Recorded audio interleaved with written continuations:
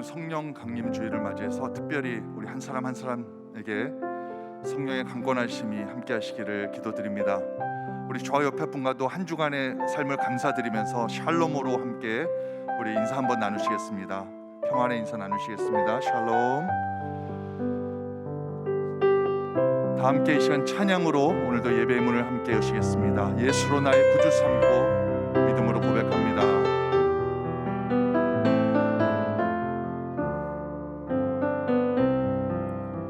예수로 나의 구주 삼고 성령과 피로써 거듭나니 이 세상에서 내 영혼이 하늘의 영광 누리로다. 이것이 나의 간증이요 이것이 나의 찬송이세.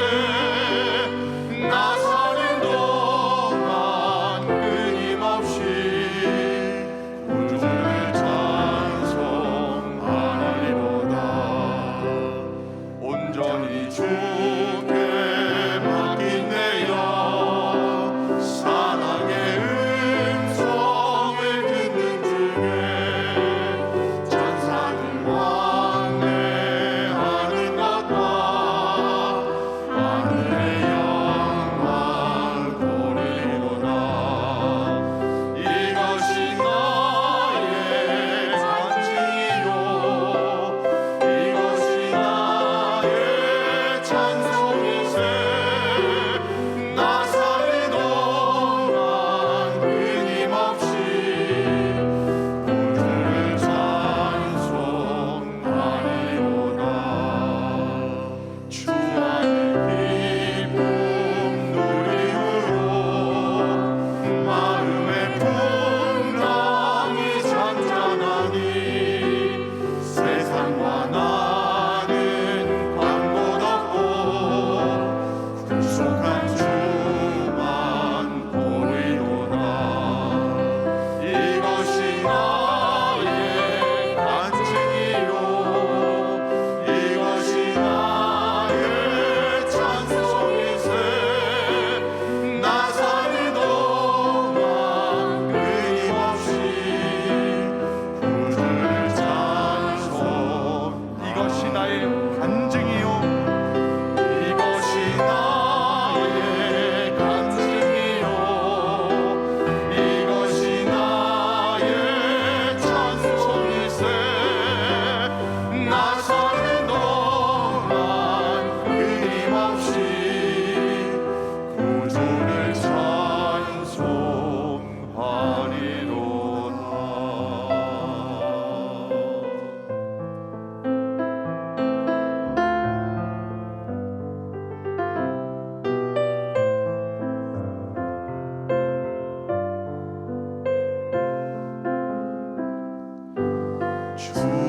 주님의 성령 지금 이곳에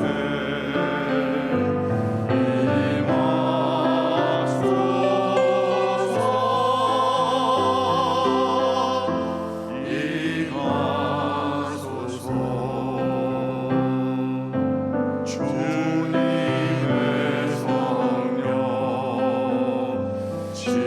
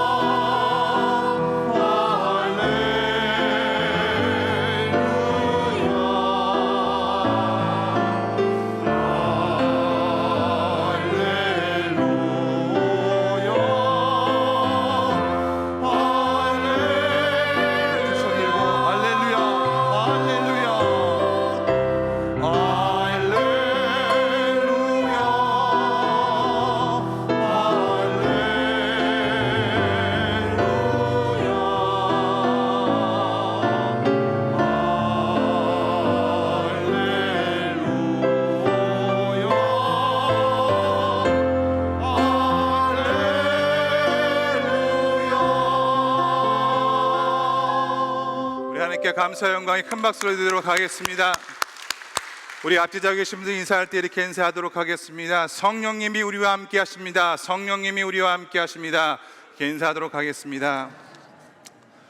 오늘은 성령 강림 주일 예배로 주님 앞에 올려드립니다. 예수님께서 우리 가운데 오셔서 우리를 고와 같이 내버려 두지 아니하시고 성령님을 보낸다고 약속하셨고 그것이 이루어진 날입니다. 오늘의 예배를 통해서 하나님께서 우리 가운데 함께 하실 줄 믿습니다. 다 같이 묵상하면서 나가도록 하겠습니다.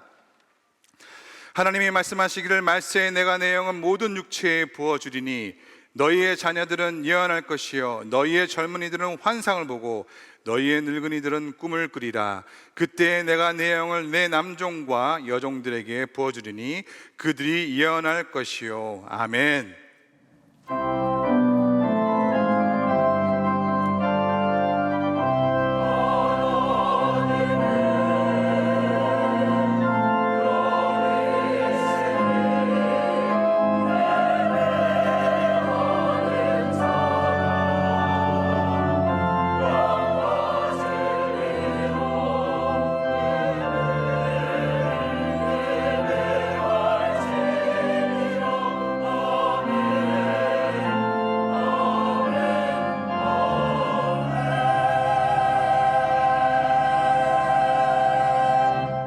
은혜가 충만하신 하나님 아버지, 영광을 받아 주시옵소서. 오늘은 보혜사 성령님께서 이 땅에 임하신 것을 기억하며 예배하는 성령 강림 주일입니다. 오순절 마가다락방에서 기도하던 제자들에게 임하셨던 것 같이 보혜사 성령님이시여 오늘 정성껏 예배하는 우리에게도 임하여 주시옵소서. 사모하는 모든 성도들에게 불과 같이 뜨겁게, 비둘기같이 온유하게, 바람같이 신비롭게 만나 주시옵소서. 성령님 안에서 거듭남의 비밀을 확신하게 하여 주시고 진리의 말씀을 깨달아 확고한 믿음을 갖게 하여 주시옵소서. 예수님의 이름으로 기도드리옵나이다. 아멘. 다 같이 일어나서 찬송가 183장 고백하도록 하겠습니다.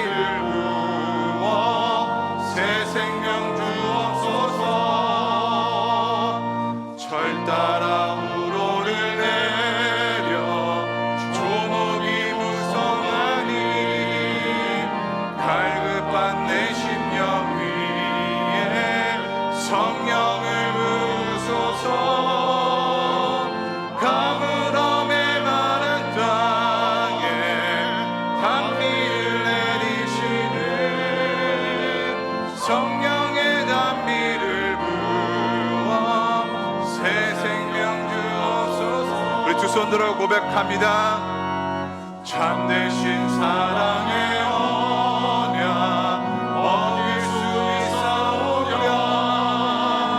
오늘의 흡족한 은혜 주실 줄 믿습니다. 가물함의 마른 땅에 단비를 내리시는 성령의 단비를 새 생명 주옵소서.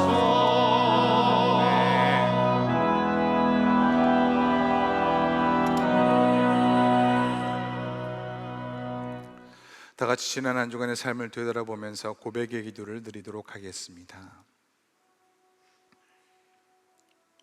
말할 수 없는 탄식으로 성도들의 기도를 도우시는 성령 하나님, 이 시간 두렵고 떨리는 마음으로 드리는 회개를 받아 주시옵소서. 그동안 저희들은 성령님의 소욕대로 살지 못하고 정욕을 따라 방탕하게 살아왔습니다. 성령님께서 성전 삼아 거주하시겠다고 하신 우리 육체는 죄의 도구로 사용하였습니다. 성령님께서 선물로 주신 수많은 은사들이 있었으나 그것을 가지고 하나님 나라를 위하여 유용하게 사용하지 못했습니다. 성령님의 음성을 들고 살던 시간들이 이제는 너무나 길어져서 이제는 성령님께서 우리의 마음에서 떠나지 않을까 두렵기조차 합니다. 사랑의 하나님, 진실한 마음으로 회개하는 저희들의 죄를 용서하여 주시고 영원토록 우리와 함께하여 주시옵소서. 다 같이 시간 침묵 가운데 하나님 앞에 고백의 기도를 드리도록 하겠습니다.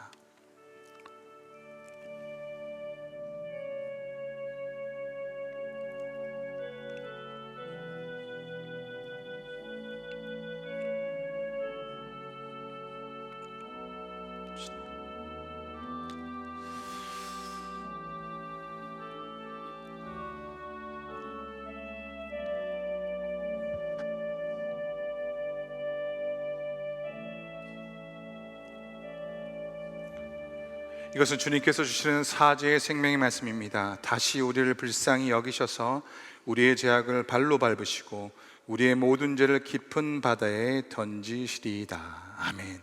이 시간 우리가 고백한 모든 죄가 예수 그리스도의 보혈로 깨끗이 사함 받았음을 믿으시기 바랍니다. 아멘.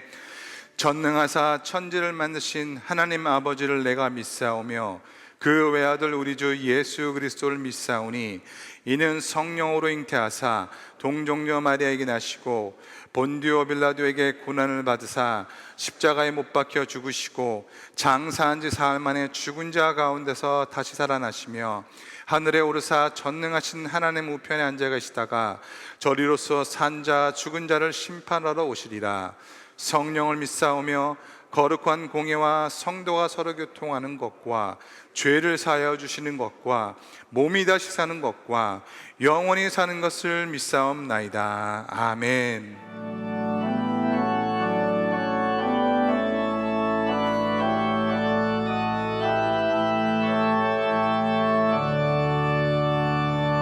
목소리 높여서 주 찬양하여라.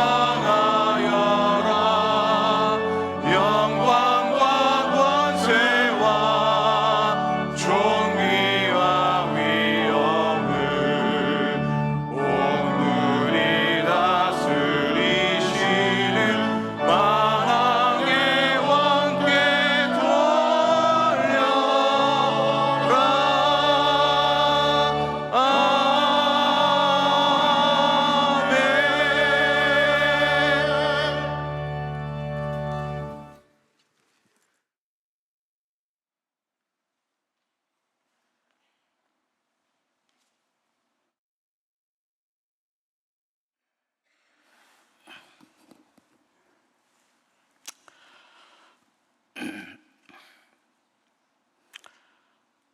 사랑의 아버지 하나님, 은혜를 감사를 드립니다.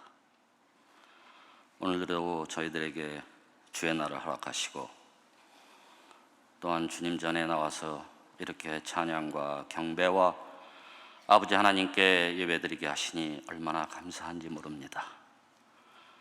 아버지 하나님, 그동안에 코비드-19 팬데믹으로 인하여 전 세계적으로 참으로 많은 어려움들을 겪었습니다. 그 가운데서도 아버지 하나님, 특별히 저희들을 사랑하사 이렇게 건강한 모습으로 주님 앞에 예배드리게 하시니 얼마나 감사한지 모릅니다. 아버지 하나님, 이제 어둠의 터널을 지나 참으로 이제 빛이 비추어지고 있습니다. 아버지 하나님, 특별히 저희들을 주 앞으로 인도하시고 우리의 삶 가운데서도 날마다 주께서 주시는 그 믿음을 가지고 살아갈 수 있도록 인도하여 주시옵소서. 아버지 하나님, 참 5월은 또한 가정의 달입니다. 아버지 하나님, 우리의 가정이 치유되고 회복되고 또한 건강한 삶을 살아갈 수 있도록 아버지 하나님의 은혜를 원합니다. 아버지 하나님, 저희들이 이 어려움 가운데서도 쓰러지지 아니하고 날마다 주 앞으로 나갈 수 있는 그리스도의 삶을 살아갈 수 있도록 인도하여 주시옵소서. 아버지 하나님, 또 오늘은 성령 강림 주일입니다. 아버지 하나님, 저희들이 성만찬을 통해서 주의 피와 살을 받으며 또한 그 의미를 다시 한번 깨닫는 귀한 시간들이 될 수 있도록 아버지 하나님 인도하여 주시옵소서. 아버지 하나님, 이젠 또 도피성의 은혜라는 말씀을 가지고 하나님의 말씀을 목사님을 통해서 저희들이 받습니다. 그 말씀을 저희들이 받고 또한 앞으로 있을 한 주간의 삶도 우리의 삶이 승리의 삶이 될 수 있도록 인도하여 주시옵기를 간절히 바라옵고 원하옵나이다. 아버지 하나님, 또한 전 세계적으로 나가 있는 우리 선교사님들을 위하여 기도하길 원합니다. 아버지 하나님, 그들이 이 땅의 복음을 땅끝까지 전하기 위하여 어려운 가운데서도 아버지 하나님, 주님의 말씀을 붙들고 살아가는 선교사님들 보호하여 주시고 또 그 가정에 아버지 하나님 주님의 은혜 가운데 살아갈 수 있도록 인도하시고 또한 그 사명을 잘 감당해서 하나님께 칭찬받는 귀한 선교사님들이 될 수 있도록 인도하여 주시옵소서. 아버지 하나님, 또한 이른 아침부터 수고하는 우리 성가대원들 아버지 하나님의 찬양을 할 때마다 아버지 하나님께는 큰 영광이요 우리에게는 큰 은혜의 시간이 될 수 있도록 인도하여 주시옵소서.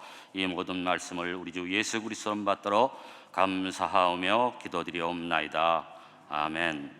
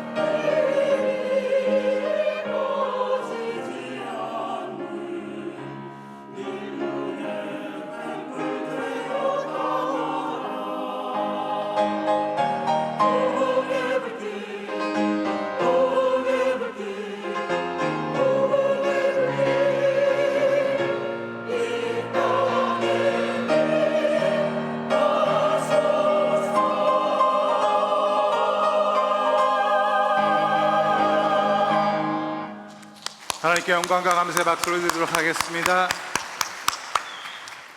오늘 하나님께서 우리에게 주신 말씀은 여호수아서 20장 1절에서 9절의 말씀입니다. 여호수아서 20장 1절에서 9절까지의 말씀은 제가 한 절 읽고 여러분이 한 절 읽고 마지막 절은 같이 합독하도록 하겠습니다.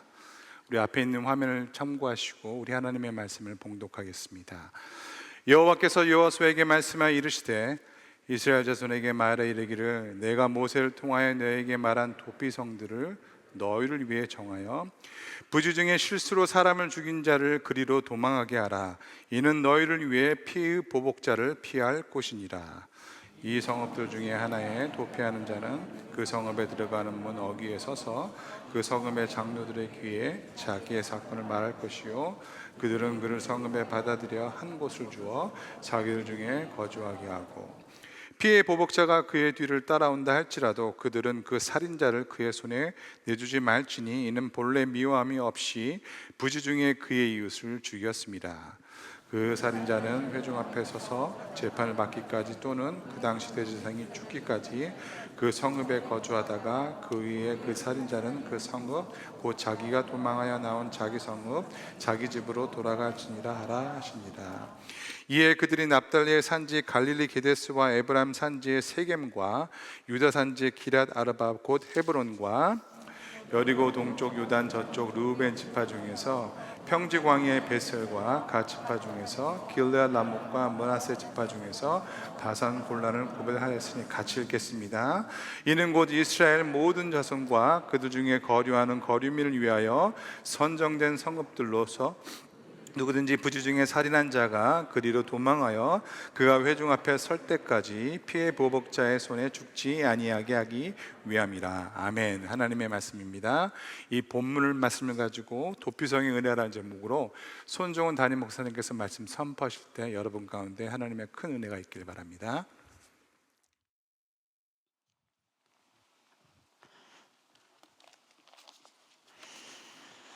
할렐루야. 주일 예배에 오신 여러분들을 주님의 이름으로 축복하고 환영합니다. 오늘은 성령 강림 주일입니다. 제가 지난 수요 예배마다 몇 차례째 지금 성령님에 대해서 말씀을 묵상하고 있는데요. 이번에 저도 말씀을 준비하면서 깨달은 게 성령님은 당신을 웰컴하시는 곳이면 어디든지 찾아가신다는 사실이에요.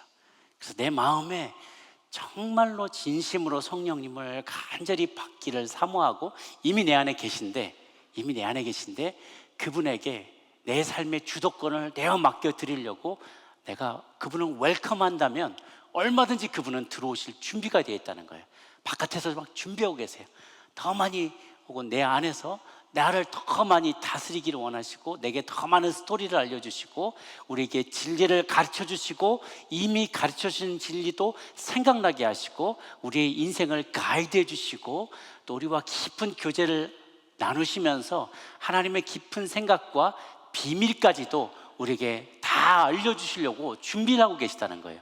그래서 준비된 자, 간절함을 가지고 성령님을 우리 안에 더 깊이 더 크게 모셔드리기를 원하는 자들에게 찾아오시는 분이시라는 사실을 여러분이 믿으시기를 바랍니다.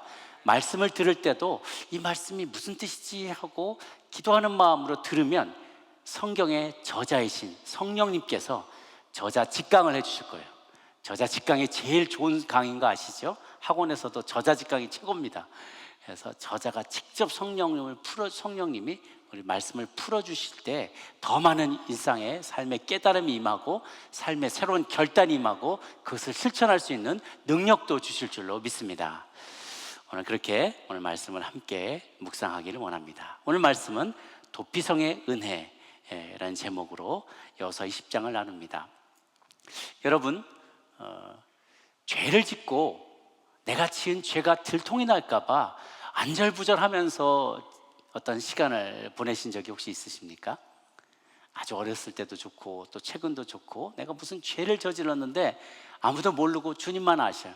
그런데 이게 들통날까 봐 걱정이 돼서 노심초사하면서 잠을 못 자고 막 문소리만 나도 전화만 울려도 두려워지는 그런 경험을 해보신 적이 있으십니까? 한국에 있었던 일인데요. 1987년에 좀 오래전에 있었던 일인데 어떤 젊은이가 이제 군에 입대를 했다가 1년 만에 이제 휴가를 받아서 나왔는데, 상병 때 휴가를 나왔는데 여자친구가 편지를, 그때 막 직전에 여자친구한테 편지를 받았던 모양이에요. 자기 이민 가게 됐다는 거예요. 미국 아틀란타로 오게 됐는지 모르겠는데 이민 오게 됐대요. 어떤 그 자기가 아주 그냥 오랫동안 사귀던 여자친구가.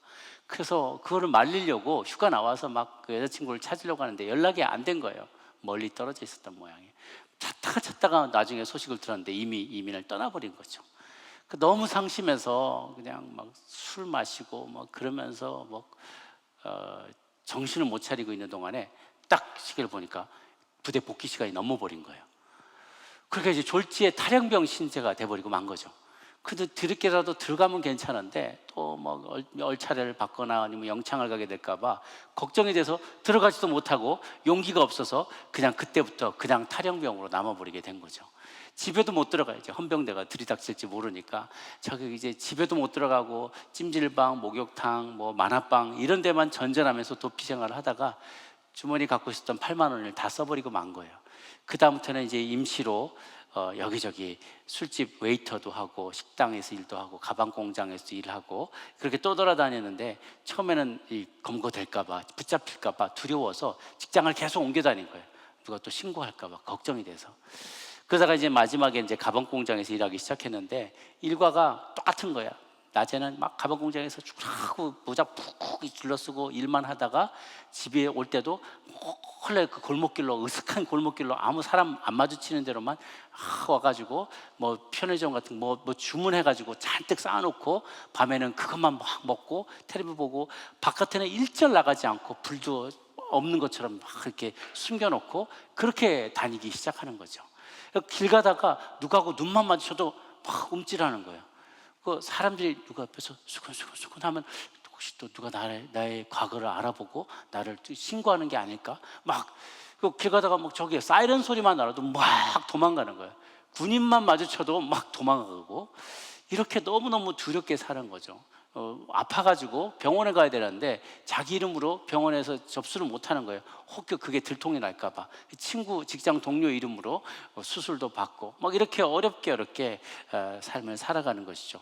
부모님도 만나지 못하고 그러다가 탈영한 지 7년째쯤 돼서 정말 부모님이 너무 가족들이 만나고 싶고 그리워서 동네 한번 살짝 가봤는데요.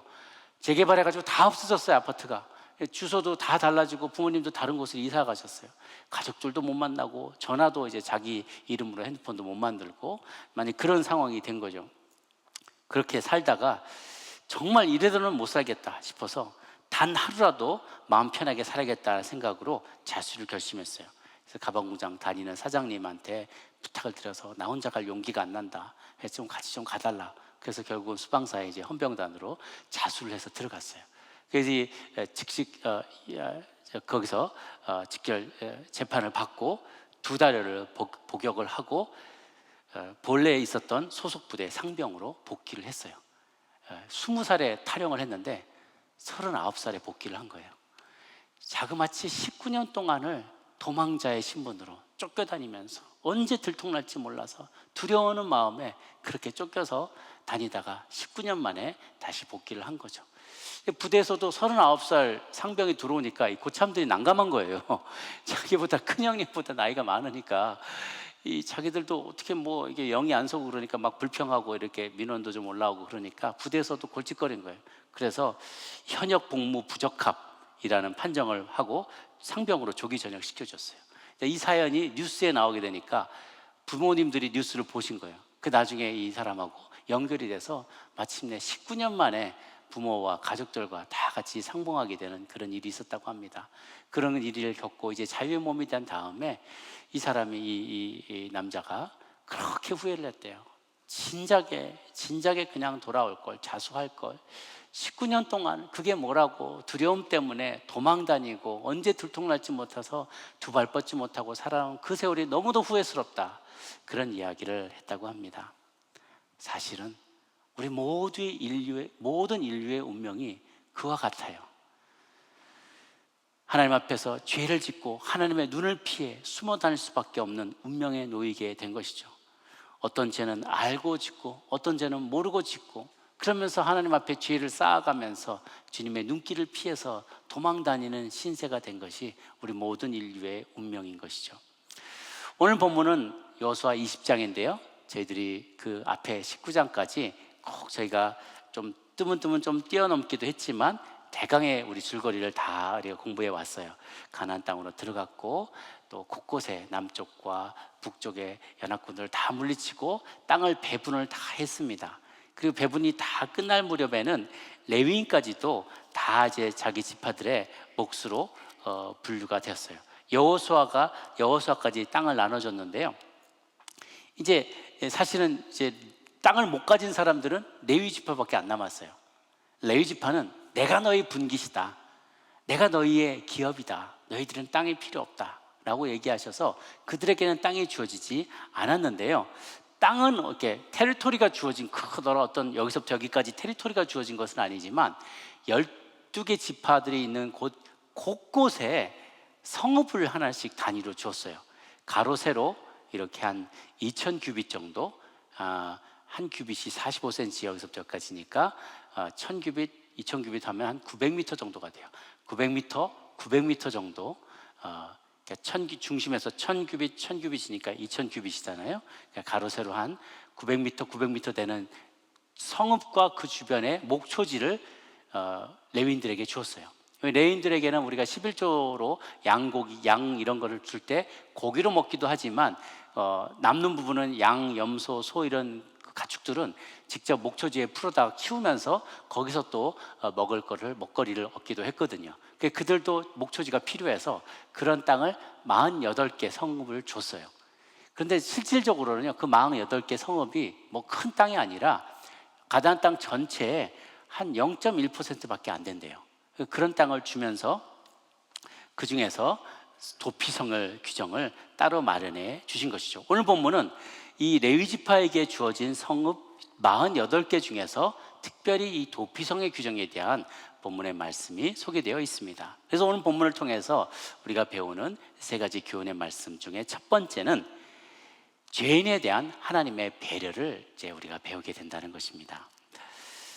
고대 세계에서 특히 구약의 시대에서는 하나님께서 이스라엘 백성들에게 적용하도록 만든 중요한 법이 하나가 있는데 그건 뭐냐면 눈에는 눈, 이에는 이라는 거예요. 동해보복법이라고 하는데 동일한 해를 입은 거에 동일한 분량으로 동일한 수준으로 보복할 수 있도록 이렇게 해주신 거예요. 그럼 왜 그렇게 하는가? 이제 민수기 35장 33절이 중요한 근거가 되는데요. 같이 한번 읽어보도록 할게요. 시작. 너희는 너희가 거주하는 땅을 더럽히지 말라. 피는 땅을 더럽히나니 피 흘림을 받은 땅은 그 피를 흘리게 한 자의 피가 아니면 속함을 받을 수 없느니라. 하나님께서 저와 여러분 인간을 창조하실 때 너무나 소중하게 창조하셨어요. 그래서 하나님의 형상대로 만드셨기 때문에 모든 인간은 그의 빈부 귀천을 떠나서 누구나 다 소중한 거예요. 그리고 모두가 다 이꼴해요. 동일해요. 각자의 생명의 가치는 동일하게 하나님께서 창조하셨어요. 이것이 또한 천부인권 사상이기도 합니다.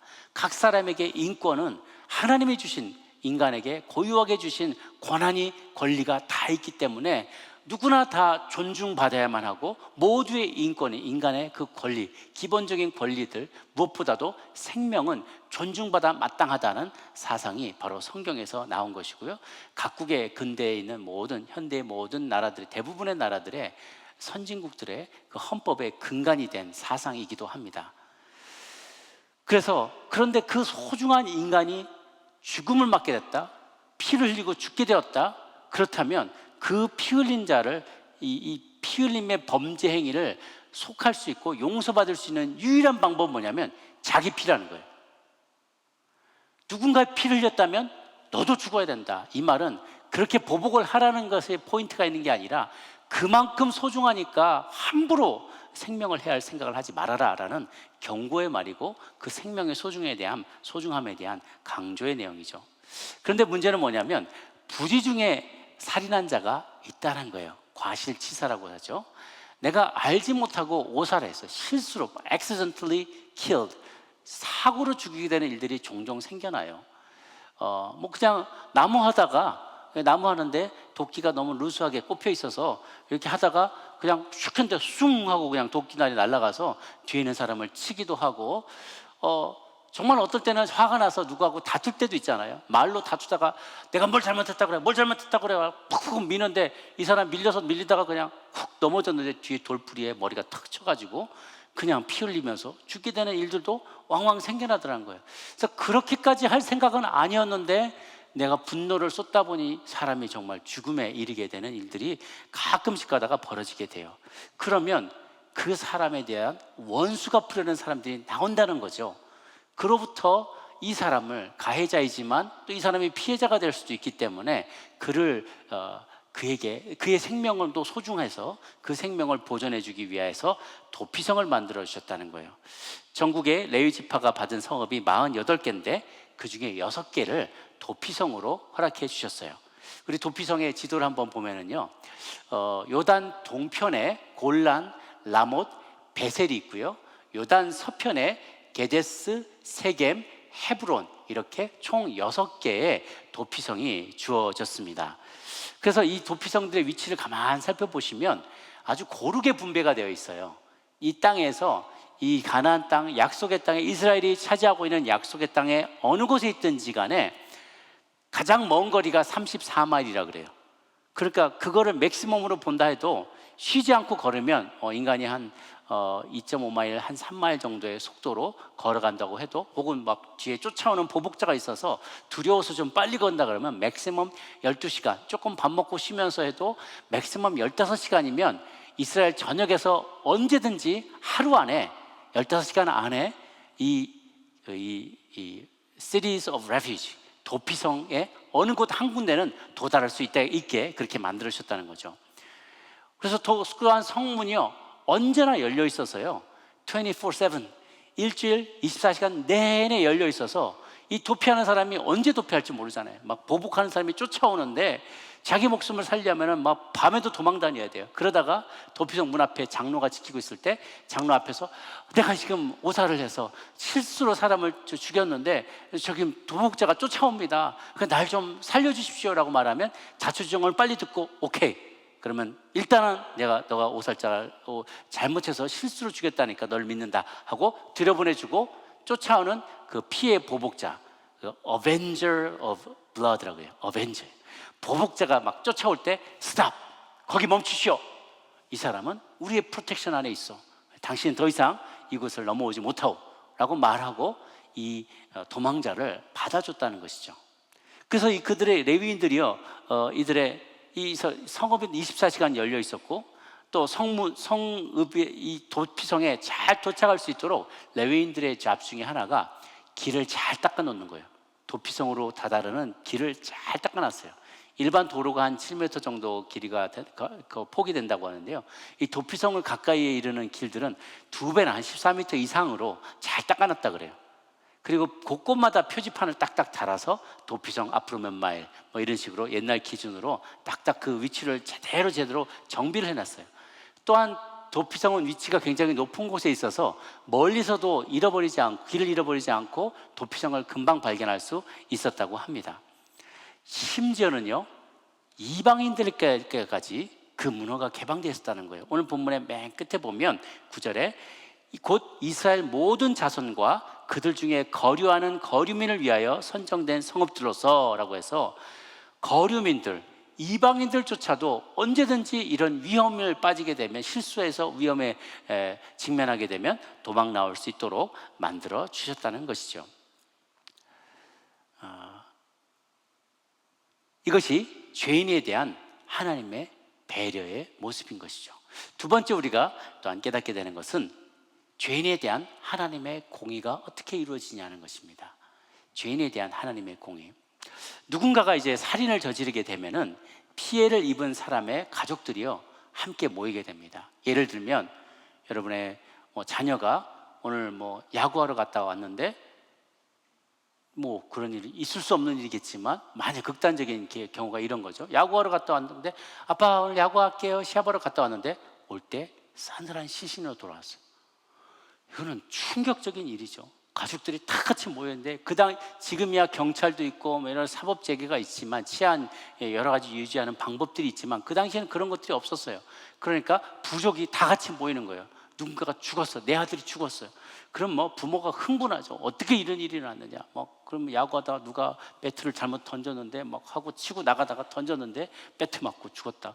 그러면 실수지만 그 마음에 막 얼마나 도대체 애를 어떻게 훈련시키려고 어떻게 애를 키웠길래 뭐 이런 마음에 막 분노가 쓰지 않겠었어요? 그러면 이제 부족에서 가족이 회의를 벌어지게 겁니다. 이 사람을 고의로 그런 건 아니냐. 그러면서 여러 가지 논쟁이 벌어지겠죠. 그러면서 의심이 들고 걔는 일부러 그랬던 게 아니냐, 혹시 뭐 전에부터 무슨 억한 심정이 있었던 거 아니냐. 그러면서 막 가족들은 막 서로가 토의를 하면서 분노가 막 에스컬레이트가 되는 거예요.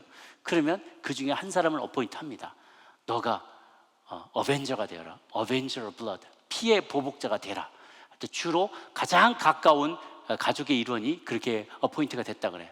아버지가 되든지 아들이 되든지 형제가 되든지 그 피를 내가 다시 보복할 때까지 내가 쉬지 않겠다 다짐을 하면서 그 사람이 보복자로 나서게 돼요. 그러면 그 부족들 안에서 혹은 가족 안에서는 그게 다 인정이 됩니다. 가족들 간에, 부족 간에, 장로들 간에 회의를 통해서 그렇게 결정이 되면 이 사람은 가해자를 살해해도 합법적으로 그것이 인정이 되게 돼요. 그래도 괜찮은 권리를 주어지게 되는 것이죠. 그래서 이런 사람을 뭐라고 부르냐면 피해 보복자를 고엘이라고 부릅니다. 고엘, 보복자 아니면 물을 자, 기업 물을 자, 이런 대신할 자, 억울함 풀어줄 자, 이런 사람으로 불려지는데 그 뜻이 정확하게 한 3가지 정도가 있어요. 그게 뭐냐면 잃어버린 땅과 신체의 자유를 회복시켜 줄 자. 그러니까 나의 친척 중에서 누군가가 빚을 져가지고 자기가 땅을 잃어버리게 됐어요. 땅을 팔 수밖에 없는 상황에 가 있든지 자기를 종으로 팔아서 그래서 빚을 갚음으로 자기 신체의 자유를 박탈당하는 사람들이 생겨난단 말이에요. 그러면 그 중에서 제일 가까운 친척이 고엘이 되어가지고 그것을 땅도 회복시켜주고 종된 신분도 풀어줄 수 있는, 자유롭게 해줄 권리가, 의무가 이 고엘에게 주어지는 거예요. 또 한 가지, 두 번째는 자녀 없이 죽은 형제의 대를 이어줄 사람이 되는 거죠. 첫 번째, 제가 먼저 그 친족의 가난에 땅을 팔았을 때 대신 물어줄 예가 레위기 25장 25절에 나오는데요. 거기 한번 보시면 만일 내 형제가 가난하여 그의 기업 중에서 얼마를 팔았으면 그에게 가까운 기업 물을 자가 와서 그의 형제가 판 것을 물을 것이요 라고 그랬어요. 그래서 친족 대신 경제적인 도움을 베풀어 주는 사람이 고엘이고요. 두 번째는 아까 친족이 아들 없이 죽어서 대를 잇지 못할 때 미망인과 결혼해서 아들을 낳아주는 역할을 하는 거죠. 룻기 3장 13절에 그런 예가 또 나와 있습니다. 룻기 3장 13절에 같이 한번 읽도록 할게요. 시작. 이 밤에 여기서 머무르라. 아침에 그가 기업 물을 자의 책임을 내게 이행하려 하면 좋으니 그가 기업 물을 자의 책임을 행할 것이니라. 만일 그가 기업 물을 자의 책임을 내게 이행하기를 기뻐하지 아니하면 여호와께서 살아계심을 두고 맹세하노니 내가 기업 물을 자의 책임을 내게 이행하리라. 아침까지 누워있을지니라 하는지라. 우리가 잘 아시다시피 룻이 자기 남편을 여의고 이제 예루살렘으로 베들레헴으로 돌아왔는데 그때 가장 가까운 친척은 아니지만 친척 중에 하나는 보아스의 집에 머물게 되고 밭에서 일을 하게 됐죠. 그런데 보니까 이 여인이 너무 착실한 거예요, 룻이. 그래서 보아스가 얘기합니다. 나보다 사실 더 가까운 사람이 고엘이 있다. 그런데 그 고엘이 이렇게 계대 혼인에 의무를 다하지 않겠다고 하면 내가 그 다음 고엘이 되겠다라고 약속해 주는 장면이 여기 나오는 것이죠. 마지막으로 이 고엘의 정의는 하나는 뭐냐면 친족이 피살되었을 때 살인자를 죽여줌으로써 대신 원한을 갚아줄 의무가 가까운 사람에게 있다는 거예요. 친척에게. 그게 바로 또 다른 고엘이라는 거죠. 그래서 성경에 보면은요, 이런 사람도 고엘이 되지만 억울함을 풀어줄 수 있도록 내가 너희의 고엘이 되겠다라고 하나님이 말씀하실 때가 많아요. 잠언 23장 11절에 보면 이렇게 말씀되어 있습니다. 시작. 대저 그들의 구속자는 강하시니 그가 너를 대적하여 그들의 원한을 풀어주시리라. 여기 보고 또 이사야 43장 14절을 보면 또 있습니다. 너희의 구속자여 이스라엘의 거룩한 자 여호와가 말하노라. 여호와 하나님이 저와 여러분의 고엘이 되어 주신다는 거예요. 그 말은 우리가 억울한 일을 당할 때 우리를 대신해서 그 억울함을 풀어주시고 공의를 이루어 주실 고엘이 되어 주신다는 약속인 것이죠. 도피성에 피할 때 살인자는 오살자는요 2번의 재판을 거쳐야 되는데, 첫 번은 도피성 문 앞에서 막 들어갈 때 장로가 지키고 있다가 무슨 일이야? 그러고 얘기하면 제가 이만저만해서 억울한 건 아니고 제가 실수해서 잘못해서 죄를 졌게 됐는데 저를 좀 거두어 주십시오라고 얘기를 해요. 그러면 신속하게 약식으로 재판하고 그를 받아들여 주게 되는 것이죠. 두 번째는 도피성 내에서 정식으로 재판을 받는 거예요. 증인을 불러다가 증인들의 증언과 여러 가지 정황을 바탕으로 해서 범죄가 고의성이 있었는지 없었는지를 판단하고 이제 무죄로 판단되면 그대로 두는 거예요. 그런데 너는 고의로 한 게 맞다라고 판단이 되게 되면 그를 즉시 추방합니다. 그럼 어딘가에서 쫓아오고 있었던 고엘이 소문을 듣고 찾아와서 그를 죽이게 되고 심판을 행하게 되는 거죠. 이 두 가지 재판 중에 가장 중요하고 시급한 재판은 첫 번째 재판이에요. 뒤에 고아이 쫓아오는데 이 다급한 상황에서 성문 어귀에 장로들 앞에 나가서 자신의 실패를 정직하게 시인해야 된다는 거예요. 자신의 허물을 정직하게 인정해야만 한다는 거예요. 시인하고 인정할 때만이, 그리고 고백할 때만이, 자기 죄를 고백할 때만이 도피성에 들어가서 자신의 생명을 유지할 수 있게 되었던 것이죠. 실상 우리 하나님 아버지도 저와 여러분을 보호해 주시기를 원하세요. 우리가 죄 많은 인생들이 하나님께 용서받고 그리고 죄를 사함받기를 원하세요. 그런데 그러기 위해서는 전제 조건이 있어야 되는데 그게 무엇인가? 나의 죄를 시인해야만 한다는 거예요. 제가 잘못했습니다. 제가 정말 부족했습니다. 제 생각이 짧았습니다. 제가 너무 혈기를 부렸습니다. 그러다가 그런 일이 벌어지고 말았습니다. 본래 제 의도는 아니었습니다. 제 진심은 아니었습니다. 그걸 인정해 주십시오. 받아주십시오라고 시인할 때 우리의 정직함과 또 우리의 실수를 시인하는 그 마음을 받아주신다는 거예요. 우리가 살다 보면 누군가가 내게 해코지하고 내게 죄를 범할 때가 있어요. 그럼 우리가 쉽사리 흥분하면서 내가 정의를 구현하겠노라고 내가 피해를 입었다고 생각하는 그런 개인이 성급하게 판단을 내리면 죄에 대해서 내가 보복하겠노라고 다짐하는, 그리고 선포하는 일들을 가끔씩 합니다. 그 때문에 개인 간에도 가문 간에도 나라 가운데도 얼마나 불구대천지 원수가 되어서 오랜 세월 동안, 심지어 수백 년 동안 나라 간에 그런 원한을 풀지 않는 일들이 많은지 모릅니다. 그런데 과연 우리에게 정의, 소위 말하는 정의를 외칠 만한 자격이 있는 것일까요? 정치인들은 흔히 정의사회를 구현하겠다, 정권이 바뀔 때마다 적폐를 청산하겠다며 상대방 편에 섰던 사람들을 심하게 책망을 하고 가두고 합니다. 그런 진보 정권이나 보수 정권이나 시작하면서 외친 말은 똑같아요. 그런데 끝날 때가 되면 결국 드러나게 되는 그들의 민낯은 그들이 심판하겠다는 사람과 조금도 다르지 않은 것을 보게 됩니다. 왜? 죄의 문제를 온전히 해결하지 못했기 때문에 그래요. 우리 모두가 죄인이기 때문에 다른 누구를 내가 정의의 이름으로 심판하겠노라고 말하는 것은 어불성설이라는 거예요. 말이 되지 않아요. 그것은 남의 이야기가 아니라 실상은 저와 여러분의 이야기인 것이죠. 우리가 자녀들의 배은망덕함을 탓하면서 우리는 우리 부모에게 그들의 마음을 못 박는 말을 한 적이 한 번도 없다는 말인가? 그렇지 않아요.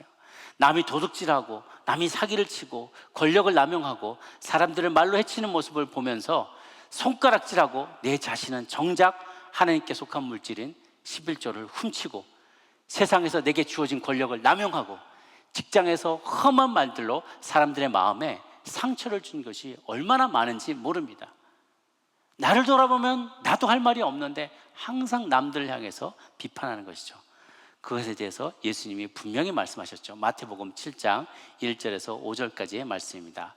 같이 한번 읽도록 하겠습니다. 시작. 비판을 받지 아니하려거든 비판하지 말라. 너희가 비판하는 그 비판으로 너희가 비판을 받을 것이요 너희가 헤아리는 그 헤아림으로 너희가 헤아림을 받을 것이니라. 어찌하여 형제의 눈 속에 있는 티는 보고 내 눈 속에 있는 들보는 깨닫지 못하느냐. 보라, 내 눈 속에 있는 들보가 있는데 어찌하여 형제에게 말하기를 나로 내 눈 속에 있는 티를 빼게 하라 하겠느냐. 외식하는 자여, 먼저 내 눈 속에서 들보를 빼어라. 그 후에야 밝히 보고 형제의 눈 속에서 티를 빼리라. 무슨 말씀이냐면요, 예수님께서 하신 말씀도 굉장히 그래픽한 표현입니다. 뭐냐면 들보가 있어요. 건물에 큰 대들보가 있잖아요. 통나무로 만든 이만한 아름드리 대들보가 있는데, 이게 가능한지 모르겠지만 예수님의 비유에 하면 어떤 사람의 눈에 이만한 대들보가 팍 박혀 있는 거예요. 좀 징그럽죠? 피를 철철 흘리면서 대들보가 이런 통나무 같은 게 눈에 팍 박혀 있는 거예요. 그러니까 제대로 보이겠어요? 막 피 흘리고 막 아프고 한쪽도 안 보이고 막 거동도 불편하고 막 이러고 다니는데, 그 사람이 다른 사람을 만나가지고, 근데 집사님 눈에 티눈 있네.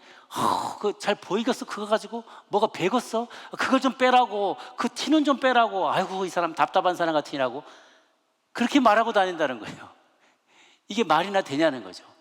자기는 이만한 것을 그냥 통나무를 박고 있는데 티눈 가지고 있는 사람, 그 티눈을 빼야지 제대로 판단할 수 있다니. 이 사람 좌우를 분별을 못하네. 당신 제대로 그것만 씌우면 돼 라고 말하는 거하고 똑같다는 거예요. 하나님, 너 자신을 알라. 내 모습을 보라는 거예요. 내 모습이 어떠한지. 나는 더 큰 통나무를 눈에 박고 있는 사람이어서 제대로 보지도 못하고 판단하지도 못하고 내 앞가림도 하기 너무나 힘든 존재라는 것이죠. 그래서 우리가 바라볼 때 우리 모든 행위에 대해서 궁극적인 심판의 거리를 갖고 계신 분은 오직 하나님 한 분밖에 안 계시다는 것입니다. 죄인된 우리가 실상 서로를 판단할 아무런 자격이 없어요. 50보 100보라는 거죠. 뭐 묻은 개가 겨 묻은 개 나무란다는 거하고 똑같은 거예요. 우리는 더 더럽으면서 그거보다 조금 덜한데 그거 냄새 난다고 막 뭐라고 하면 타박을 하는 거나 똑같다는 것이죠. 물론 우리에게 사회의 최소한의 질서를 유지하기 위해서 사법부를 허락하여 주셨지만 우리 모두는 다 자격이 없다는 거예요. 남을 판단할 자격이 없다는 것이죠. 그러면 하나님의 공의는 어떻게 이루어지라는 말이냐? 억울한 일이 있을 때 궁극적으로 원수 갚는 일, 억울함을 신원하는 일, 그 문제를 바르게 잡는 일은 나의 소관이 아니라는 거예요. 분명 하나님은 공의 하나님이십니다. 온 세상을 공의가 가수와 같이, 공의가 하수와 같이 흐르게 하기를 주님은 원하신다고 하셨어요. 분명히 하나님은 공의 하나님입니다. 그런데 그것은 하나님의 때, 하나님의 방법으로 하나님의 사람을 통하여 이루신다는 거예요. 그러니까 내가 자력구제하려고 하지 말아야 된다는 거예요. 이 안갚음을 내가 하겠습니다, 내가 이루겠습니다 말하지 말라는 것이죠. 그럴 때 중요한 게 뭐냐면 믿음이에요. 믿음. 다윗이 사울에게 그렇게 억울하게 당하고 쫓겨다니고 배신당하고 죽음의 위협을 당하면서 2번이나 내 손으로 그 안갚음을 할 수 있는 순간이 있었지만 그렇게 하지 않았어요. 왜? 하나님의 기름 부신 자를 내가 어떻게 치드릴까? 라고 말하면서 하나님의 공의가 언젠가는 하나님의 때 하나님의 방법으로 이루어지게 될 것을 나는 믿었어요. 그게 바로 믿음이에요. 믿음이 큰 사람은 하나님의 공의를 믿는 사람이에요. 하나님의 계신 것과 그를 전심으로 찾는 자에게, 또 그의 성품대로 순종하는 자에게 상 주시는 이심을 믿어야 되잖아요. 하나님이 계신 것을 믿는 게 기초의 초보의 믿음이라면 하나님의 성품이 어떤 분이신지, 하나님이 어떻게 일하시는지, 하나님의 일하시는 방식까지도 믿는 것, 하나님의 성품을 믿는 것은 더 큰 믿음이에요. 그래서 저는 여러분이 더 큰 믿음의 소유자가 되기를 원합니다. 여러분, 내가 내 힘으로 보복하려 하지 말고 더 큰 믿음을 가지세요. 반드시 하나님의 공의는 이루어진다라는 것을 믿으시고 하나님께 올려드리세요. 내가 할 바는요, 그리스도인이 할 바는 용서하는 것뿐이에요. 용서하는 것입니다. 그러면 하나님이 어떻게 응답하시냐면, 그래서 그 죄인이 감동받아서 회개하고 돌아오게 하시든지, 아니면 끝까지 자신이 회개하지 않으면 하나님의 때 하나님께서 그를 직접 벌하시고 다루실 것입니다. 그래서 우리는 기도할 때 그가 받을 자격이 있으면 그가 회심하고 돌아오게 되고, 안 그러면 그들의 머리 위에 숯불을 쌓아 올리는 것과 똑같은 효과를 거두게 될 것입니다. 우리의 할 바는 기도하고 사랑하며 인내하며 용서하는 것이 우리들의 믿는 자들의 할 바인 줄로 믿습니다. 바로 그 산 증인이 다름 아닌 레위 지파예요. 레위 지파. 왜 그러냐면 이 도피성들의 주인인 레위 지파 조상 레위가 어떤 일을 과거에 했는지 우리가 잘 알고 있어요. 르, 실레, 유 이렇게 순서대로 보면 시므온과 레위가 둘째 아들, 셋째 아들이었어요. 이제 르벤이 부모의 침상에 들었기 때문에 장자로서 탈락됐고, 시몬과 레위도 탈락됐고, 그래서 르, 실, 레, 유, 그래서 유다가 장자권을 가지게 된 것은 위에 세 형제가 다 탈락됐기 때문이거든요. 저주를 받았어요. 왜 그러는가? 시몬과 레위는 왜 저주받았는가? 세겜 추장의 아들이, 추장의 중에 아들의 하나가 자기의 여동생 디나를 강간을 한 거예요. 그러니까 사실 이해가 돼요. 이 오빠들 입장에서 정말 귀여운 자기 여동생, 정말 눈에 넣어도 아프지 않는 그런 너무나 귀여운 똑같은 여동생이 들판에 나갔다가 놀러 나갔다가 들어왔는데 만신창이가 되고 머리는 다 막 흙투성이가 되고 옷이 다 찢기고 그렇게 울며 불며 막 브루스가 엄청 멍이 들어서 그렇게 들어오는 그 모습을 보면 어느 오빠가 그냥 분나지 않겠어요. 눈이 돌아가죠. 제정신이 아닌 거예요. 그래서 누가 이렇게 했어? 세겜 사람들이 자기를 그렇게 했다고. 그러니까 칼 들고 찾아갔는데 너무 숫자가 많은 거예요. 거짓으로 내 동생을 가지고 싶으면 너희를 다 할례받아야 된다. 그러니까 그래 좋다고 다 추장 아들이니까 다 할례받으라고 했다가 아파서 그러고 끙끙거리고 있을 때 들어가서 다 죽여버린 거예요. 모두 몰살을 시켜버린 거예요.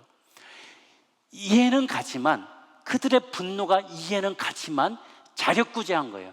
자기 힘으로 안 갚음하려고 하니까 동해보복이 아니라 받은 해보다도 더 이상으로 온 족속을 멸망시키고 그들의 우양을 다 탈취해버리는 악행을 저지르게 된 것이죠. 더 이상 그 땅을 살 수 없게 되고 온 가족이 다 그 땅을 떠나야만 했어요. 그러니까 야곱이 나중에 죽음의 침상에서 이들을 얘기할 때 시몬과 레위야 너희는 저주받을지어다. 너희는 온 땅에 흩어짐을 면하지 못할 것이되어다 라고 저주를 하게 되었어요.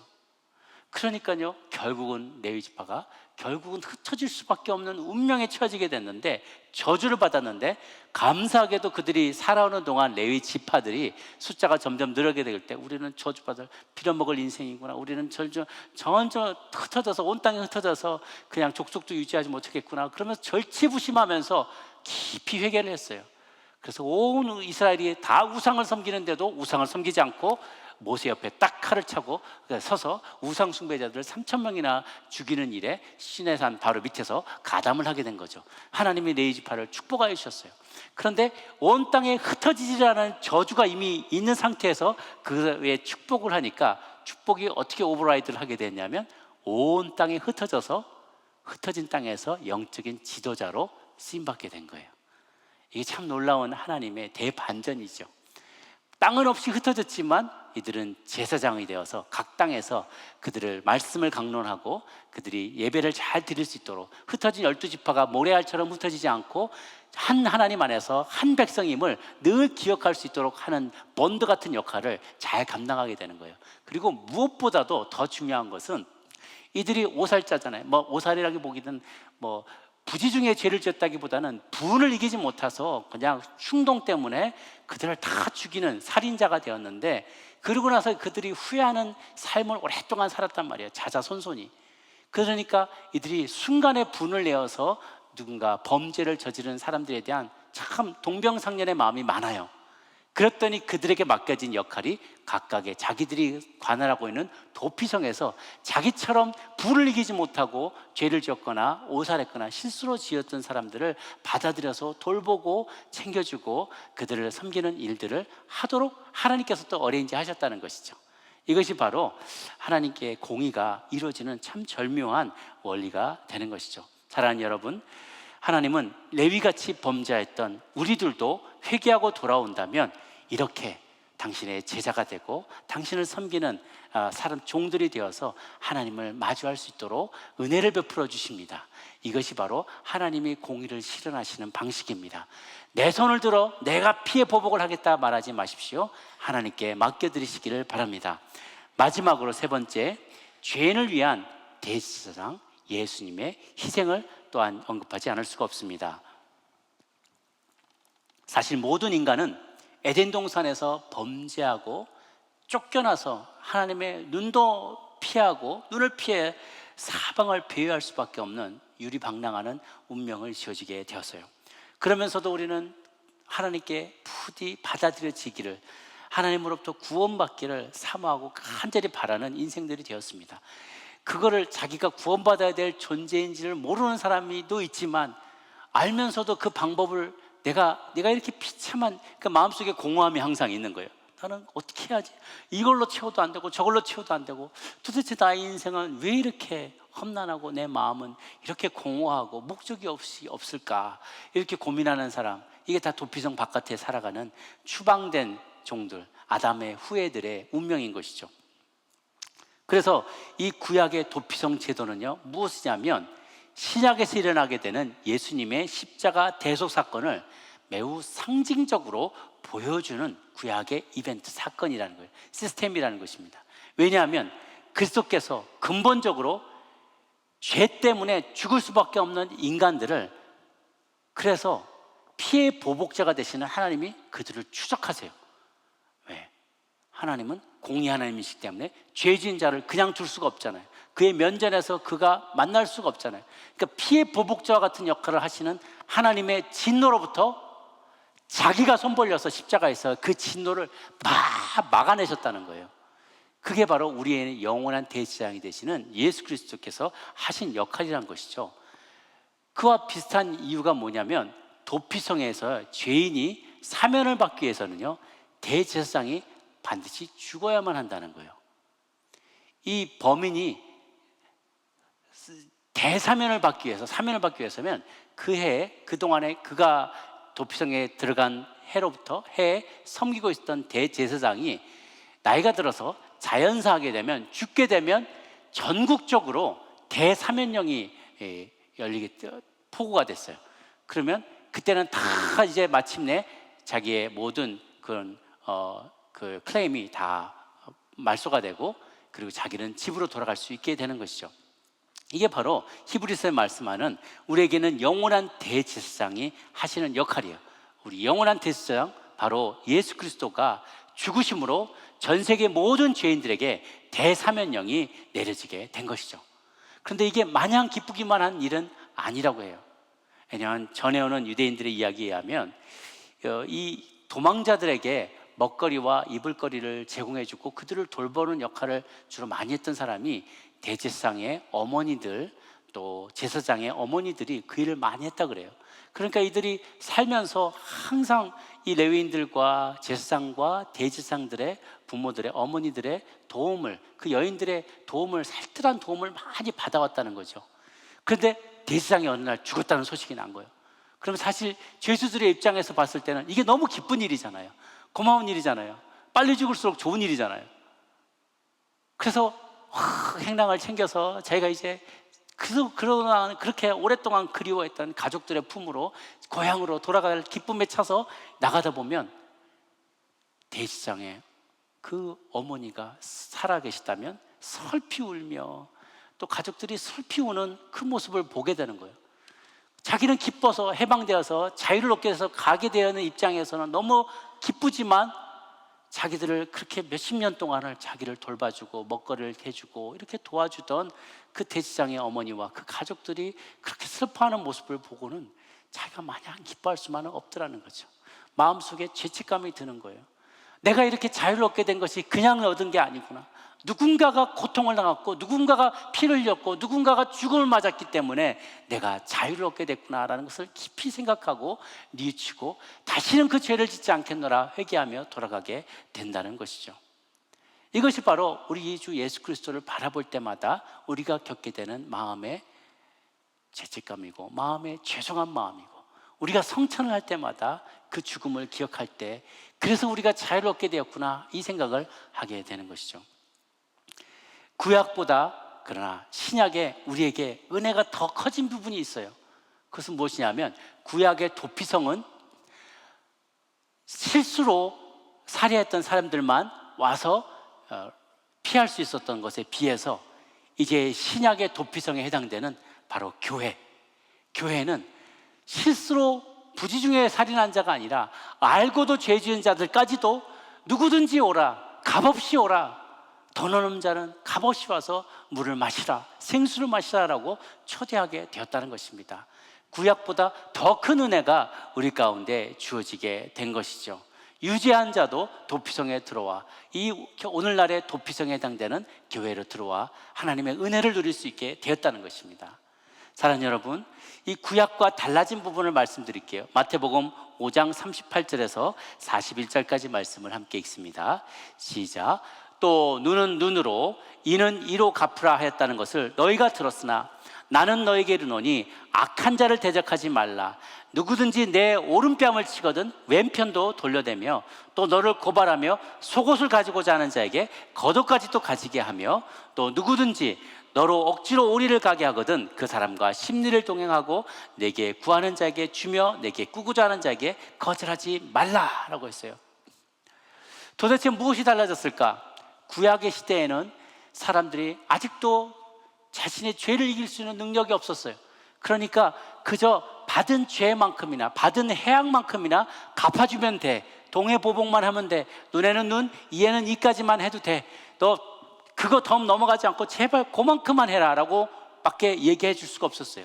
그런데 신약의 시대에 우리 무엇이 달라지냐면 우리 모든 죄를 대신해서 예수님께서 십자가에 돌아가 죽으셨어요. 뿐만 아니라 그분이 승천하시면서 성령님이 강림하셨어요. 성령님 우리 안에 계심으로 인해서 우리에게 무엇이 달라졌냐면 죄를 이길 수 있는 능력이 생기게 된 거예요. 성령님 우리 각 사람 마음 가운데 임하시면서 죄를 키우고 죄를 내가 프랙티스하고 싶은 마음이 들 때마다, 분노로 인해서 혈기로 인해서 내가 죄 짓고 싶은 마음이 들 때마다 스탑하고 얘기하신다는 거예요. 성령님이 내 안에서 그만 멈추라고 말씀하신다는 것이죠. 죄를 이길 수 있는 능력을 주세요. 그래서 구약의 시대 사람들이 날마다 모든 사람이 매 순간마다 성령님과 동행할 수 없었지만 신약에는 이제는 더 많이 받은 사람들이에요. 더 많이 용서받았고 더 많은 성령을 수시로 매 순간마다 우리 안에 모실 수 있는 특권을 누리게 된 자들이기 때문에 더 많이 받은 자들에게 더 많이 요구하십니다. 그것이 무엇인가? 전에는 받은 대로 갚아줘라고 하는데 받은 것보다도 그것을 내가 갚지 않고 끝까지 용서해줘라. 뺨 오른쪽 맞으면 왼쪽을 돌려대라. 속옷 달라 그러면 겉옷도 줘라. 오리를 가게 하면 억지로 가게 하면 심리까지 가져라. 돈 달라 그러면 더 내줘라. 이것을 할 수 있는 그 마음이 우리 안에 생겨났다는 거예요. 죄를 용서할 수 있고 참을 수 있고 그리고 억울한 일들까지 생겨날지라도 그것을 하나님께 다 맡겨드리고 신뢰하고 끝까지 인내할 수 있는, 죄를 이길 수 있는, 원수 갖고자 하는 욕망을 이기고 용서할 수 있는 능력이 성령님을 통해서 우리 안에 주어지게 되었다는 것입니다.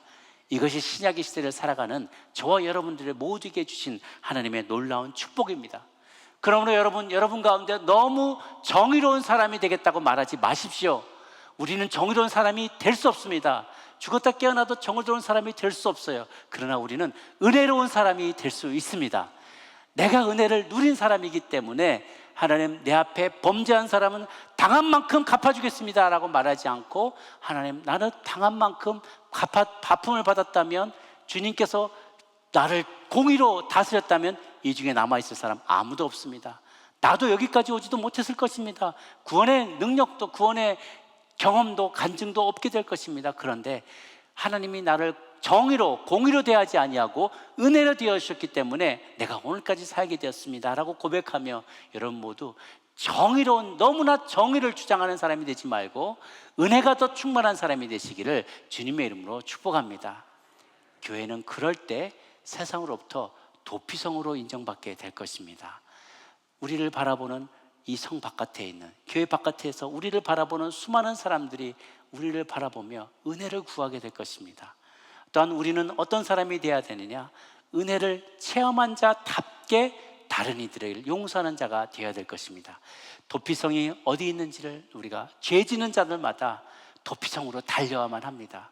또한 도피성에서 하나님의 은혜를 누려야만 합니다. 뿐만 아니라 이곳이 있다는 존재 자체를 알지 못하는 수많은 사람들에게 나가서 저기 봐라, 눈을 들어 교회를 바라봐라, 저기가 바로 도피성에 있는 곳이다, 저기를 돌아갈 때, 도망갈 때 당신의 죄는 용서함을 받고 생명을 유지할 수 있게 될 것이다. 그리고 도피성의 은혜를 누린 자답게 우리도 은혜를 누린 자답게 그 은혜를 현현하는 은혜의 현현자, 은혜를 직접 이 땅 가운데 실현하는, 재현해내는 은혜를 누린 자답게 살아가는 저 여러분 모두가 되시기를 주님은 간절히 원하십니다. 노아의 홍수 때 방주가 유일한 소망, 구원의 희망이었던 것처럼 이 시대에도 죄로 인해서 죽을 수밖에 없는 우리 모든 죄인이 유일하게 구원을 받을 수 있는 장소는 바로 교회밖에 없습니다. 믿는 이 유대인들 뿐만 아니라 모든 거류민들까지, 이방인들까지, 열방의 모든 사람들 앞에서 이 교회의 문은 24시간 열려 있어야만 합니다. 아무리 죄 지은 자일지라도, 아무리 극악한 죄를 지은 자일지라도 들어와서 sanctuary, 이것은 성전이다 라고 외치는 사람에게 언제든지 프로텍션을 제공하며 그들을 품을 수 있는 넉넉한 교회가 되어야만 할 것입니다. 오늘은 성찬에 있는 날입니다. 이 성찬은 나의 죄가 용서함을 받기 위해서 대신 자기 몸을 찢으시고 피를 흘리신 예수님을 두고두고 기억하기 위해서, 기념하기 위해 드리는 예식입니다. 자신이 직접 죄값을 지불하심으로 우리가 마땅히 받을 벌을 면제해 주시고 죄인들에게 크신 은혜로 살 길을 예비해 주신 우리의 영원하신 대제사장 되신 예수님의 도피성의 은혜를 기억하는 우리 모두가 되시기를 주님의 이름으로 축원합니다. 기도하겠습니다. 이 시간 함께 기도하실 때, 주님, 저는 하나님의 진노를 도저히 피할 수 없는 운명의 사람이었습니다. 내 손에 피가 묻어 있습니다. 내 입으로는 참담한 말을 했습니다. 사람들에게 가시돋친 말을 했고 많은 사람들의 마음에 상처를 주었고, 하나님, 다른 사람의 물질을 내가 갈취하였고 거짓말하여서 사기를 냈고 사람들의 마음을 아프게 하였던 죄인의 괴수입니다. 그래서 나는 하나님의 그 치엄한 진노를 받을 수밖에 없는 운명이었는데, 하나님의 사랑으로, 은혜로, 배려로, 도피성으로 피할 수 있게 해주심을 감사합니다. 그곳에서 하나님 살다가 예수 그리스도의, 대제사장 되신 예수 그리스도의 죽으심으로 말미암아 자유를 얻게 되었습니다. 자유를 얻은 자답게, 은혜를 누린 자답게, 도피성 백성답게 하나님의 은혜를 그대로 구현해내는, 세상 속에서도 은혜 충만한 자로 살아가는 우리들 되게 하여 주시옵소서.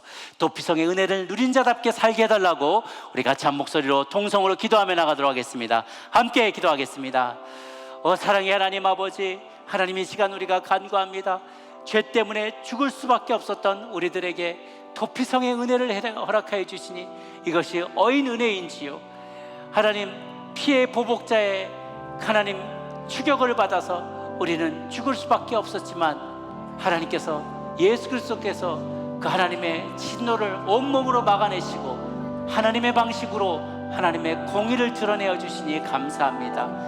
하나님의 공의보다 더 크신 하나님의 자비와 은혜를 입은 자답게 우리도 이 땅에서 살아갈 때 정의를 추구하기보다 은혜와 자비를 추구하는 자가 되게 하여 주옵소서. 그리고 그 정의와 공의가 이 땅 가운데 하수와 같이, 강물과 같이 흐르게 되도록 주님 앞에 간구할 때 하나님께서 하나님의 방식으로 하나님의 때에 이루게 될 것을 믿는 믿음을 주시옵소서. 하나님은 공의 하나님입니다. 주님은 정의를 이루시는 분이십니다. 그 하나님을 믿습니다. 그 하나님과 동행하며 하나님 아버지, 우리의 영원한 대제사장 되신 예수 그리스도, 우리의 죄를 위해 돌아가신 예수님을 늘 기억하며 그 찢긴 몸과 흘리신 피를 기억하며 살아가는 우리 모두가 될 수 있도록 주님 역사하여 주시옵소서. 좋으신 하나님, 도피성의 은혜를 체험한 자답게 세상 가운데서 은혜 충만하여서 자비와 은혜가 충만한 자로 용서하며 사랑하며 인내하며 살아가는 우리 모두가 되게 하여 주시옵소서. 감사드렸고 모든 것 살아계신 우리 주님 예수님의 이름으로 기도 올려옵나이다. 아멘. 오늘은 말씀드린 것과 같이 우리 죄를 위하여서 2000년 전에 돌아가신 주님의 그 죽으심을 기념하며 또한 다시 오실 것을 기약하는 성찬의식을 갖는 날입니다.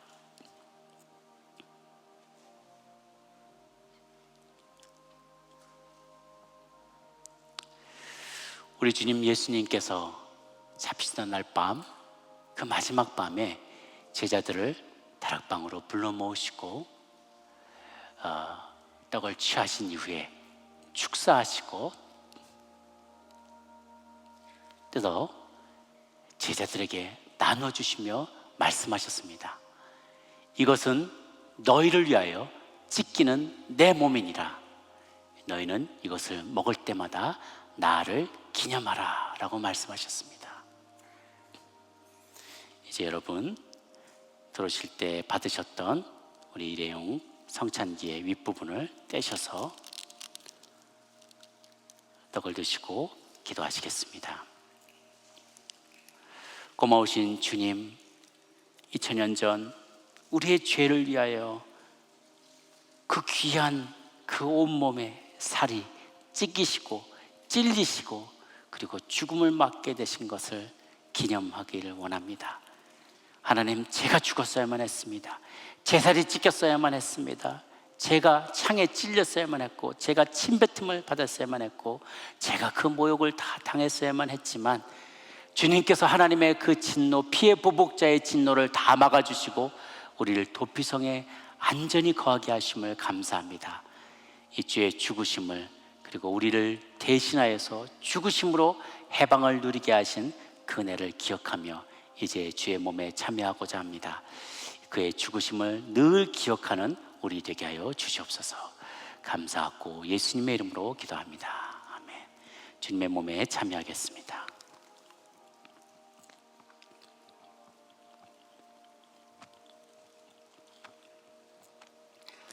또한 우리 주님께서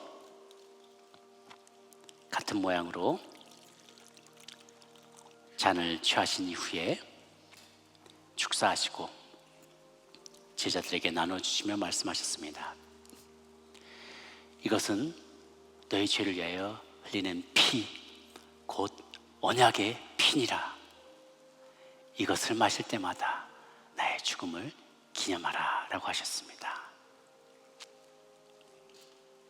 이제 주의 잔, 주의 피를 상징하는 잔을 마실 때, 드실 때 함께 주님 앞에 기도하며 나가기를 원합니다. 주 하나님 아버지, 오늘 우리가 우리 손에 주님의 피를 상징하는 하나님이 포도주 잔을 들고 있습니다. 내가 그 피를 쏟으며 죽었어야만 했는데 예수님 귀한 피 보혈을 나의 죄를 위하여 흘려주시니 감사합니다. 이 주님의 피를 상징하는 포도주 잔을 마실 때 내 안에는 모든 죄된 생각이 도말되게 하여 주옵소서. 우리 안에는 모든 어둠이 떠나가게 하여 주옵소서. 우리 각 사람을 머리부터 발끝까지 예수 그리스도의 보혈로 뒤덮어 주시옵소서. 어둠의 영이 떠나가고 죄된 생각이 떠나가고 원수 갚으려는 나의 욕망이 떠나가 새로운 피조물 되게 하여 주시옵소서. 감사드렸고 예수님의 이름으로 기도합니다. 함께 주의 잔에 참여하겠습니다.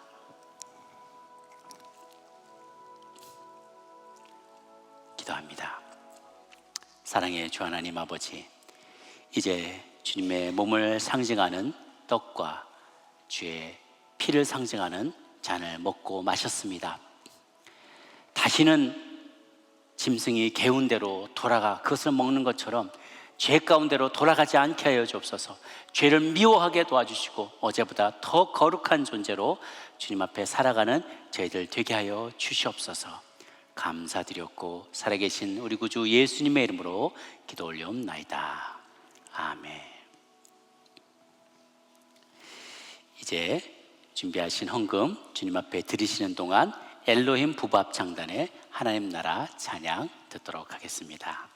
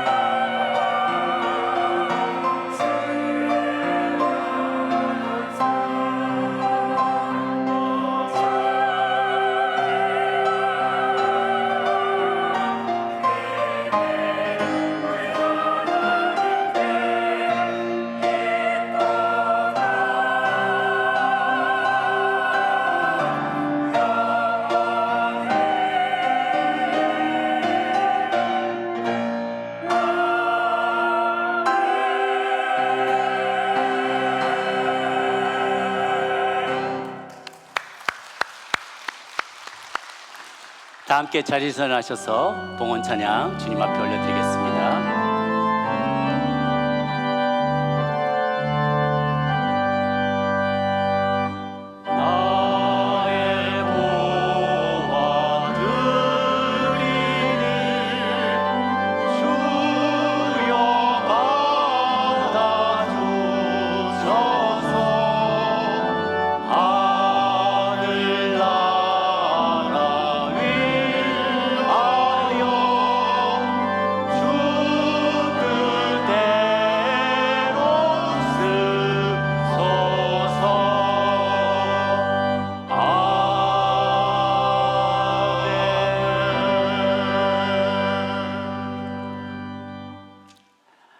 고마우신 주 하나님 아버지, 우리의 범죄함에도 불구하고 심판하지 않으시고 도피성에 우리를 거두어 주시며 평안을 누리게 하시는 놀라운 은혜에 감사를 드리옵나이다.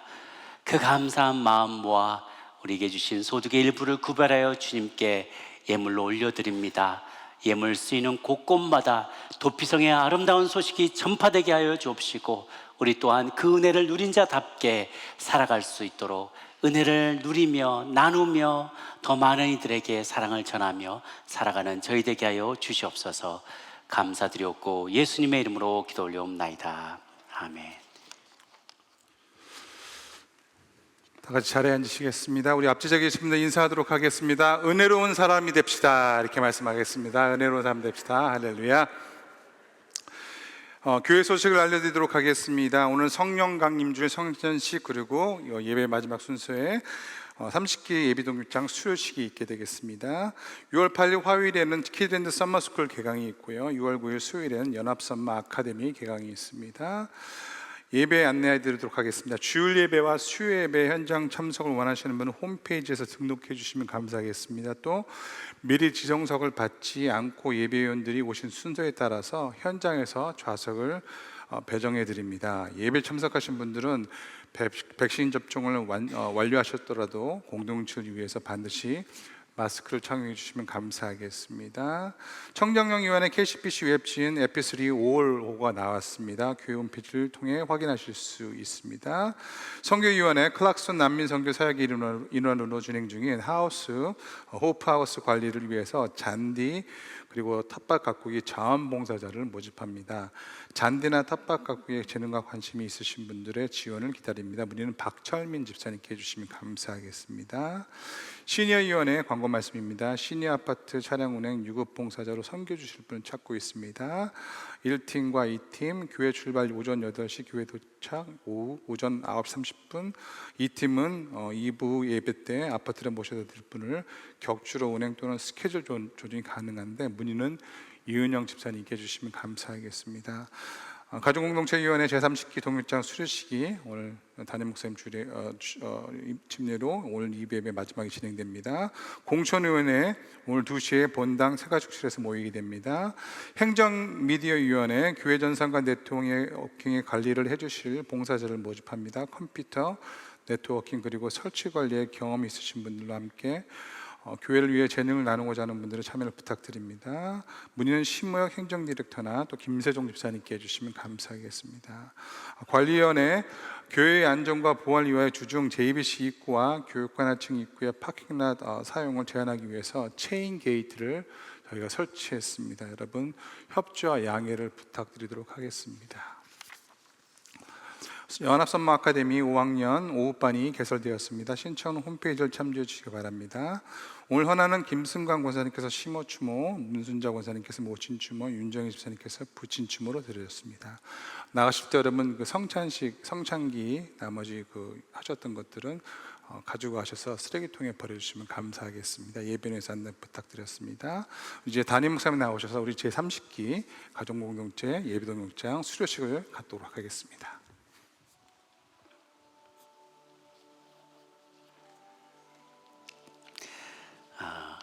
우리 30기로 예비 동역장들이 14분이 이제 수료를 하시게 되었습니다.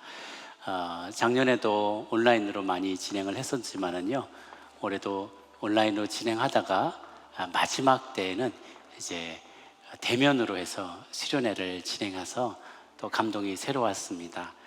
힘든 과정들 잘 마치시고 이제 예비 동역장들이 되셨는데요. 여러분들 잘 기억해 주시고 이분들 위해서 기도를 많이 해주셔서 새롭게 동역의 또 리더로서 동역장으로 섬기시게 될 때 역할들을 책임을 잘 감당할 수 있도록 기도해 주시면 좋겠습니다. 우리 14분이 졸업하시는데요. 네. 대표로 우리 한 분 권효안 목사님이 나오시도록 하겠습니다. 수료증 성명 권효안. 위 사람은 본교회 가정공동체 제30기 교육장 교육을 성실히 이수하였으므로 이 증서를 드립니다. 2021년 5월 23일 아틀란타 연합장로교회 담임목사 손정훈. 축하합니다. 네, 수고하셨습니다. 박수를 하십시오. 제가 다른 분들에게도 드리도록 하겠습니다. 김문영 씨 수고하셨습니다. 김희준 사님 수고하셨습니다. 이정우 사님 수고하셨습니다. 오정란 사님 수고하셨습니다. 이승준 사님 축복합니다. 이동을 사님 수고하셨습니다. 이영주 씨 사님 수고하셨습니다. 임성자 사님 고생하셨고요. 장기봉 사님 바뀌었네. 잊지 않고 드리겠습니다. 정화정 사님 수고하셨습니다. 우리 같이 한번 박수하고 기도하도록 하겠습니다.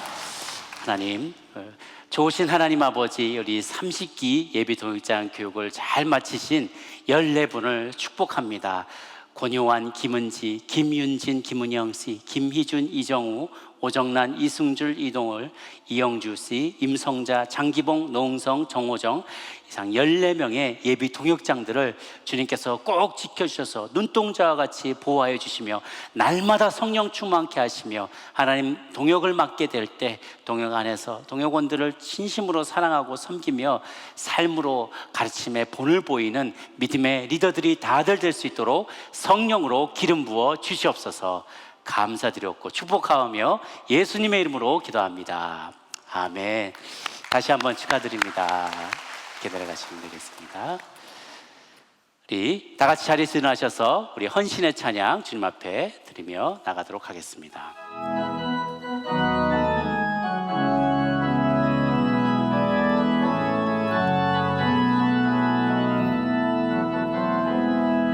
주 선한 능력으로 아르시네.